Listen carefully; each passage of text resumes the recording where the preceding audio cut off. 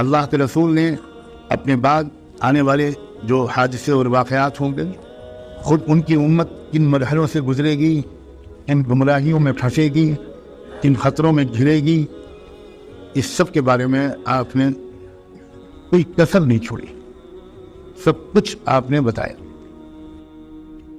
صحیح مسلم کی ایک حدیث ہے جو ہمیں بتاتی ہے کہ اللہ کے رسول صلی اللہ علیہ وآلہ وسلم نے ارشاد فرمایا کہ دیکھو، نیک اعمال کے کرنے میں ٹال مٹول مت کرو، سستی اور کاہلی مت کرو۔ بادروا بالاعمال فتنا کقطع اللیل المظلم، ایسے بھیانک فتنے آنے والے ہیں کہ جو اندھیری تاریک رات کی طرح تم کو اندھیروں میں مبتلا کر دیں۔ اس سے پہلے کہ وہ دور آئے، وہ زمانہ آئے، وہ فتنے آئیں، وہ حالات آئیں، تم اپنے کو ایمان اور اعمال کے لحاظ سے اتنے مضبوط کر لینا کہ وہ فتنے تمہیں گمراہ نہ کر سکیں، تمہیں متاثر نہ کر سکیں۔ جیسے کوئی وبا آنے والی ہوتی ہے تو پہلے سے ذمہ دار حکومتیں اپنے شہریوں کو بتاتی ہیں کہ یہ وبا آنے والی ہے، اپنے پروٹیکشن کے لیے، اپنے بچاؤ کے لیے یہ کرو۔ اس سے زیادہ شفقت، محبت اور احساس ذمہ داری کے ساتھ رحمت عالم صلی اللہ علیہ وآلہ وسلم نے ہمیں اور آپ کو اور اپنی پوری امت کو آنے والے حالات سے باخبر، اور اس میں فرمایا کہ دیکھو اپنے ایمان اور اعمال کو مضبوط کر لو، اس سے پہلے کہ وہ دور آئے جب کیا ہوگا، یصبح الرجل مؤمنا ویمسی کافرا، وہ دور آئے گا۔ صحیح مسلم کی روایت کے الفاظ ہیں کہ بادروا بالاعمال فتنا کقطع اللیل المظلم یصبح الرجل مؤمنا ویمسی کافرا او یمسی مؤمنا ویصبح کافرا، ایسے حالات آئیں گے تم پر کہ آدمی صبح کو اچھا بنا ایمان والا ہوگا، لیکن شام ہوتے ہوتے وہ کافر ہو جائے گا، اور ایسے حالات آئیں گے اور ایسا زمانہ آئے گا کہ شام کو وہ مومن ہوگا اور صبح ہوتے ہوتے وہ کافر ہو جائے گا۔ کوئی درمیان کا لفظ نہیں بولا اللہ کے رسول نے، یہ نہیں کہا کہ اس کا ایمان کمزور ہو جائے گا، یہ نہیں کہا کہ وہ دنیا کی محبت سے مبتلا ہو جائے گا، یہ نہیں کہا کہ وہ کچھ گناہ کرنے لگے گا، وہ فلمیں دیکھنے لگے گا، وہ فحش تصویریں دیکھنے لگے گا، نہیں، فرمایا صبح مومن ہوگا اور شام ہوتے ہوتے وہ کافر ہو جائے گا، اور شام کو مومن ہوگا اور صبح ہوتے ہوتے وہ کافر ہو جائے گا۔ آپ ذرا سوچئے، مجھے بتائیے کہ کیا یہ وہ زمانہ نہیں آ گیا؟ تو کیا خیال ہے آپ؟ کیا ابھی بہت 50 سال 60 سال 100 سال غفلت کی نیند سونے کی گنجائش ہے؟ کیا ہم نہیں دیکھ رہے؟ آپ کو شاید خبر نہ ہو، 8 لاکھ مسلمان لڑکیاں ہمارے ملک میں مرتد ہو چکی ہیں۔ سب لوگ ہماری آپ کی طرح غافل نہیں ہیں، کچھ ہیں جن کے دل میں ایمان کی چنگاری ہے، انہوں نے پچھلے 1 سال میں ایک محنت کی ہے، اور اس محنت میں اللہ کا شکر ہے گنہگار بندے کا مشورہ شامل تھا کہ بھئی صحیح تعداد معلوم کرنے کا کیا طریقہ ہے۔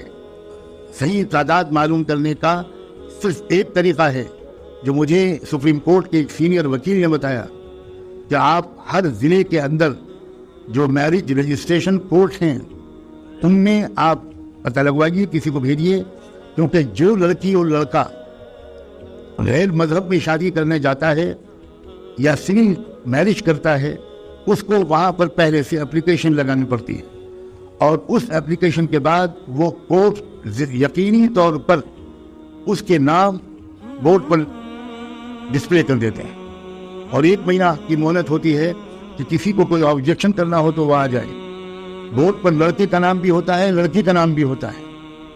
تو پورے ملک کے کورٹس کے بورڈ کی جو ٹوٹل کیا گیا ہے وہ میں آپ کو بتا رہا ہوں کہ 8 لاکھ مسلمانوں کی لڑکیاں مرتد ہو کر ہندوؤں کے ساتھ جا چکی ہیں۔ خدا جانے کب ہوش آئے گا، خدا جانے کب تک ہم جمعے کی نماز پڑھ کر اپنے کو اللہ کے ولی سمجھتے رہیں گے۔ اور یہ صرف لڑکیوں کی تعداد بتا رہا ہوں میں۔ کیا کہہ رہے ہیں اللہ کے رسول؟ ہمیں یقین ہے کہ وہ رسول تھے کہ ہم کو شک ہے کہ وہ رسول تھے؟ رسول اللہ موسم کے حالات بتا رہے ہیں کہ کل کو بارش ہوگی اور پرسوں کو گرمی ہوگی. حضور بتا رہے ہیں کہ یاد رکھو بادروا بالاعمال فتنا کقطع اللیل المظلم، اپنے ایمان اور اعمال کی محنت کر لو اس سے پہلے کہ وہ زمانہ آئے جبکہ فتنوں کی بارش ہوگی اندھیری رات کی طرح. اور اس وقت کیا ہوگا؟ آپ نے فرمایا یصبح الرجل مؤمنا ویمسی کافرا، صبح کو آدمی مومن ہوگا اور شام تک کافر ہو جائے گا، شام کو مومن ہوگا اور صبح تک کافر ہو جائے گا. یبیع دینہ بعرض من الدنیا، وہ اپنے دین کو کوڑیوں کے مول بیچ دے گا. بعرض من الدنیا، ذرا سی پیسوں کی لالچ میں، ذرا سے مال کی لالچ میں اپنے دین کو بیچ دے گا. کیا بتاؤں، میری تو واقعی سمجھ میں نہیں آتا، گستاخی معاف، ہم کیوں اتنے بے خبر ہیں؟ مجھے تو سمجھ میں نہیں آتا یہ کوئی عذاب ہے اللہ کا ہمارے اوپر. ہم میں سے اکثر لوگ اپنی لڑکیوں کو کالجز میں، یونیورسٹیز میں، اسکول میں بھیجتے ہیں اور بالکل خبر نہیں لیتے کہ ہماری لڑکی وہاں سے سائنس پڑھ رہی ہے یا وہاں فحاشی پڑھ رہی ہے، ہماری لڑکی وہاں سے میتھمیٹکس اور فزکس پڑھ رہی ہے یا وہاں سے کفر سیکھ رہی ہے. بالکل بے خبر. جب کوئی کہتا ہے کہ بھائی اپنی لڑکیوں کو پردہ کراؤ، باحیا بناؤ، کوئی پردہ مت رکھو، مولانا لوگ پتہ نہیں کیا پرانے زمانے کی باتیں کرتے ہیں. کیا پرانے زمانے کی بات؟ زمانہ بدل گیا، زمانہ بدل گیا، رسول اللہ بدل گئے، اللہ بدل گیا، قرآن بدل گیا، اسلام بدل گیا. کیا بدل گیا؟ یہ کہیے کہ ہم بدل گئے. زمانے کو مت کہیے کہ زمانہ بدل گیا، جھوٹ ہے کہ یہ زمانہ بدل گیا. کہیے کہ ہم بدل گئے، ہم منافق ہو گئے. ہم نے ایمان کو، جنت کو معمولی چیز سمجھا، ہم نے جہنم کو معمولی چیز سمجھا. ہزاروں لاکھوں لڑکیاں، جو لڑکیاں گھر سے برقع پہن کے نکلتی ہیں، کبھی آپ فالو کیجئے اپنی بیٹی کو.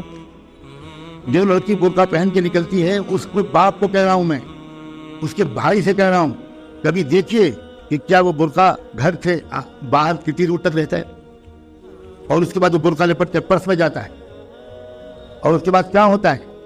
کتنی بے خبر ہے امت مسلمہ. اللہ جانے کون سا کوڑا ہمیں چاہیے اللہ کا، کون سا درہ چاہیے، کون سا تماچا چاہیے، کون سا عذاب چاہیے ہمارے جاگنے کے لیے. میں نے آیت پڑھی تھی، یہ جو اس وقت کا مسئلہ گناہوں کا نہیں ہے، اس وقت کا اصل مسئلہ ارتداد کا ہے. ہمارا ایمان چھیننے کے لیے بلینز آف ڈالرز کے فنڈ ایلوکیٹ کیے گئے ہیں. ان پیسوں کا صرف ایک استعمال ہے، مسلمانوں کی جان اور مال لوٹنا. یہ بہت چھوٹا کام ہے. اب جو کام ہے وہ یہ کہ ایمان چھینو. ڈراؤ دھمکاؤ بھی، لالچ بھی دو. ڈرانا دھمکانا بھی اپنے پچھلے ایک ہفتے میں خوب سن لیا، اور لالچ دینے کی بات اگر نہ سنا ہو اور کانوں میں روئی ٹھوسی ہوئی ہو تو آج تو میں کم سے کم آپ کو بتا رہا ہوں، اب تو جاگ جاؤ.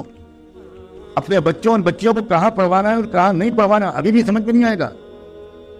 اکبر الہ آبادی جو الہ آباد ہائی کورٹ کے جج تھے، انہوں نے شعر کہا تھا. وہ کوئی مولانا نہیں تھے، وہ کوئی حاجی صاحب اور حافظ قرآن نہیں تھے، انگریزوں کے زمانے میں ہائی کورٹ کے جج تھے. انہوں نے یہ شعر کہا تھا، یوں قتل سے وہ بچوں کے بدنام نہ ہوتا، یوں قتل سے وہ بچوں کے بدنام نہ ہوتا، افسوس کہ فرعون کو کالج کی نہ سوچ. خالی وہ کالج بھیج دیتا بس ختم، وہ تو قتل ہو ہی جاتے. اپنے ادارے قائم کرنا، اپنے اداروں میں اپنے بچوں اور بچیوں کو پڑھوانا اسلامی تہذیب کے ساتھ. میں بالکل نہیں کہتا کہ اپنا پڑھوائیں، لیکن میں یہ ضرور کہتا ہوں کہ اس طرح پڑھوانا کہ ان کی عزت بھی لوٹے، ان کا ایمان بھی چھینے، اس طرح پڑھوانے سے بڑھ کر کچھ پاگل پن دنیا میں نہیں. اس سے بہتر یہ ہے کہ میری بیٹی بالکل ان پڑھ رہے، جس کو لگتا ہو کہ یہ غلط جملہ ہے بھگتے گا انشاءاللہ. ہمیں کچھ خبر نہیں کہ ہمارے چاروں طرف کیا ہو رہا ہے. ان خبروں کو میڈیا ہائی لائٹ کمی نہیں کرے گا، سوال ہی نہیں پیدا ہوتا. اس کو اقوام متحدہ میں اپنے آپ کو سیکولر دکھانا ہے، ویسے وہ ہائی لائٹ کر دے. قرآن مجید کی آیت لرزا دینے والی آیت ہے جو میں نے پہلے پڑھی تھی، وَمَن يَرْتَدِدْ مِنْكُمْ عَنْ دِينِهِ فَيَمُتْ وَهُوَ كَافِرٌ. تم میں سے جو اپنے دین سے مرتد ہو جائے گا اور اس کی موت کفر کی حالت میں آئے گی، فَأُولَٰئِكَ حَبِطَتْ أَعْمَالُهُمْ فِي الدُّنْيَا وَالْآخِرَةِ. چاہے جتنی نیکیاں اس نے کی ہوں گی، خوب کمبن بانٹے ہوں گے سردیوں میں، خوب بیواؤں یتیموں کو پیسہ بانٹا ہوگا، جو کچھ نہیں کیا ہوگا سب برباد ہو جائے گا. دنیا اور آخرت دونوں جگہ کوئی بھی اس کو برکت اور ثواب نہیں ملے گا. وَأُولَٰئِكَ أَصْحَابُ النَّارِ هُمْ فِيهَا خَالِدُونَ. اور یہ لوگ جہنمی ہیں اور ہمیشہ ہمیشہ اس میں جہنم میں رہیں گے.